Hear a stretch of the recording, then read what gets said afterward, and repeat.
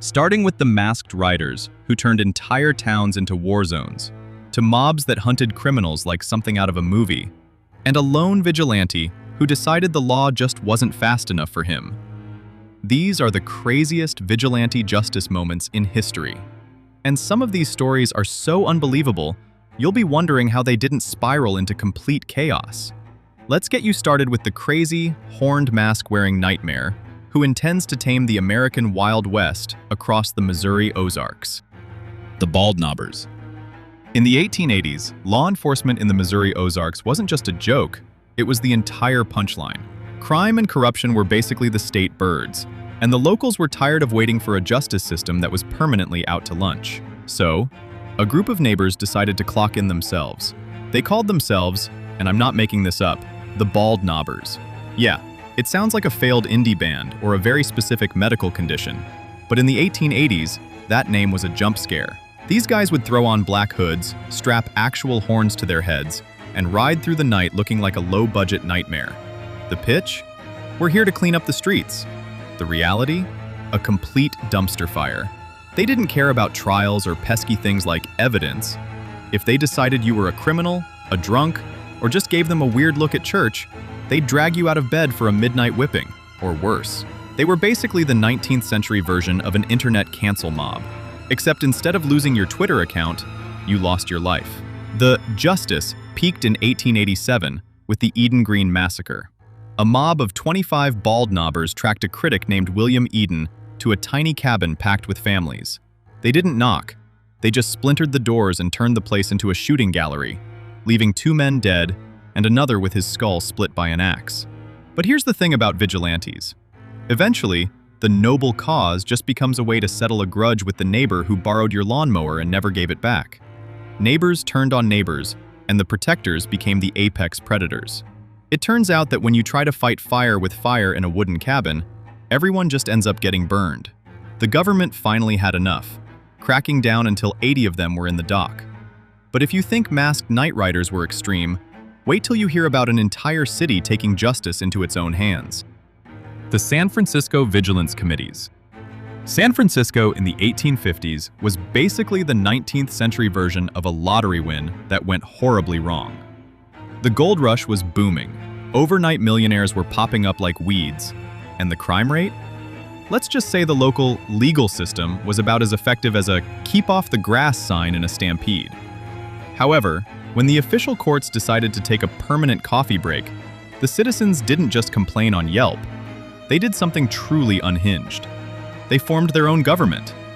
In 1851 and 1856, a bunch of 700 dry goods merchants and blacksmiths, led by figures like Sam Brannan and William Tell Coleman, decided they were the new law and order. We're talking thousands of ordinary guys, your local tailor, the guy who sold you eggs, arming themselves and building their own fortress. It was the ultimate hold my beer moment in American civic history. They basically looked at the Bill of Rights and said, "Cute, but we've got a better idea." Their trials didn't involve years of paperwork and expensive lawyers. It was more of a brief chat followed by a long drop kind of vibe.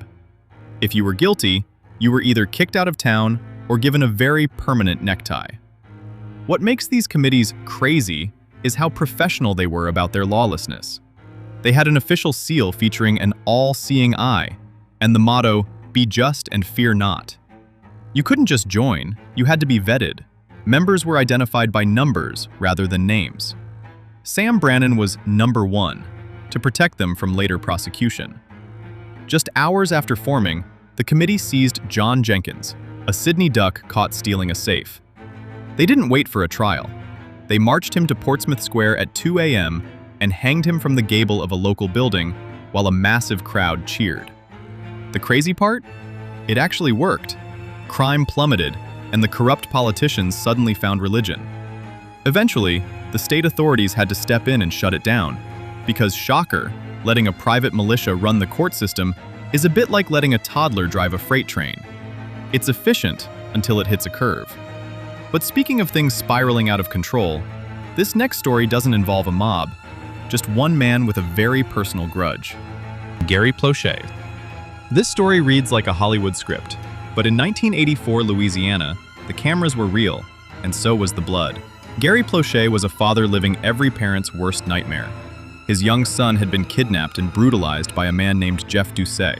Now, you can't put a price on that kind of trauma, but Gary decided he was going to collect the debt himself. Gary wasn't interested in waiting for a jury to decide if Doucet was a monster. He already had the receipts. When the police finally caught Doucet and flew him back to Louisiana, they thought they were just doing a standard perp walk through the airport. They didn't realize they were walking into a lion's den, and Gary was the one holding the keys. He was just standing there in the crowd, calm as a Sunday morning, waiting like a hunter in a deer stand. As Doucet walked past, Gary didn't hesitate. He stepped out, pulled a gun, and ended the conversation with a single shot to the head. Right there, on live TV, for the whole world to see. But here's where the story takes a sharp left turn. Instead of a national outcry, the public started a standing ovation. People weren't just sympathizing. They were treating Gary like a folk hero who did the job the system was too slow to handle.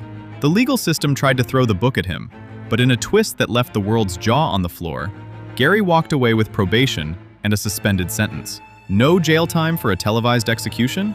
It sparked a debate that still divides the country today. Was this the ultimate act of justice, or just a really satisfying crime? Anyways, if one man taking justice into his own hands is crazy enough, what about an entire town doing it together? The Skidmore bully killing. Welcome to Skidmore, Missouri. Their population might be small, but they stirred up a massive wave of drama. For years, Ken Rex McElroy was the town's living, breathing sleep paralysis demon. We're talking 21 indictments for everything from arson to child molestation. He had a rap sheet longer than a CVS receipt, yet he only had one conviction to show for it. Ken didn't just break the law, he personalized it. He'd park outside a witness's house for hours, silently cradling a shotgun like it was a newborn baby. He'd burn your barn or shoot your dog just to make sure your memory slipped on the stand. And it worked. For a decade, the justice system treated him like he was wearing a get-out-of-jail-free card as a personality trait. But the town finally hit its breaking point when Ken shot the 70-year-old local grocer. Even then, the courts let him walk. Big mistake. Huge. Because the townspeople decided if the gavel wouldn't hit, the lead would. A week later, on Main Street, in broad daylight, dozens of residents gathered around Ken's truck. He was sitting there with his wife, probably thinking he was bulletproof. Spoiler alert, he wasn't. Shots rang out from every direction, and just like that, Skidmore's problem was permanently solved. The best part? When investigators showed up to a crime scene witnessed by basically the entire zip code and asked, who did it? They got a masterclass in American solidarity. 40 people saw it, and 40 people suddenly had the collective memory of a goldfish. To this day, the official record says unknown. In Skidmore, it turns out the only thing louder than a gunshot is the sound of an entire town keeping their mouths shut. But speaking of communities taking extreme action, this next one turned an entire countryside into a battlefield. The Night Riders of Kentucky. In the early 1900s, Kentucky tobacco farmers weren't just struggling, they were being absolutely steamrolled by the American Tobacco Company. We're talking a monopoly so tight that planting a crop was basically a fancy way of losing money. It's one thing to be a starving artist, but being a starving farmer is just bad business. Enter Dr. David Amos and the Night Riders. At first, it was all very union strong. Boycotts, secret handshakes, and passwords. You know, the classic, we're totally not a cult starter pack. They wore flour sacks over their heads and rode under the cover of darkness, effectively turning Western Kentucky into their own private kingdom. But then, things escalated faster than a Twitter feud. The Night Riders traded in their protest signs for torches. Imagine waking up at 3 a.m. to a small army of masked men in your front yard. They weren't there for a chat, they were there to burn your warehouse to the ground. By 1906, they weren't just farmers anymore. They were essentially the SEAL Team 6 of organized arson. Their persuasion tactics? Pure nightmare fuel. If you didn't join the association, they'd salt your fields so nothing would grow for a year. If that didn't work, they'd leave a coffin-shaped note on your porch. Talk about a save-the-date you really don't want to RSVP to. The peak of the madness was the raid on Princeton. 250 masked men galloped into town, seized the police station, and dynamited 200,000 pounds of tobacco. They called it justice, and saw themselves as the heroes of the working man. But to the families watching their barns burn, they were just terrorists with better branding. Eventually, the government decided enough was enough and lowered the hammer. The leaders were arrested, the movement collapsed, and the prices finally went up. They got the paycheck they wanted, but it cost them their souls and a whole lot of flour sacks. And speaking of spiraling out of control, this next one involves a vigilante so extreme, even criminals feared him. Pedro Rodrigues Filho. Most 14-year-olds are worrying about algebra. Pedro was already starting a body count of people he decided the world didn't need. And he didn't just stop at street thugs. Even his own father made the guest list for his final family reunion. If this sounds like a Netflix binge wrap, you're right on the money. He's the living, breathing blueprint for Dexter. In Pedro's head, he wasn't a monster. He was a one-man vigilante for a broken society. By the time the law caught up with him, he'd checked off dozens of names.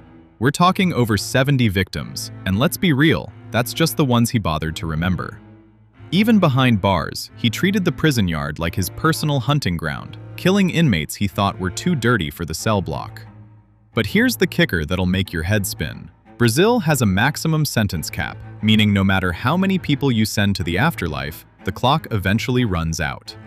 In 2007, after 34 years of being the judge, jury, and executioner, the gates opened and Pedro just walked home. A man who believes he is justice, released back into a world he thinks needs fixing. It makes you wonder, what do you do when the guy who solves the crime is the biggest criminal of them all? Across history, vigilante justice often began as a desperate response to broken systems. From masked mobs like the Bald Knobbers to lone avengers like Gary Plauché, these stories reveal how quickly vigilante justice can spiral from a desperate search for order into unchecked violence and fear. In the end, these stories reveal a dangerous truth. Once people take the law into their own hands, the line between protecting society and becoming the very threat they oppose quickly disappears.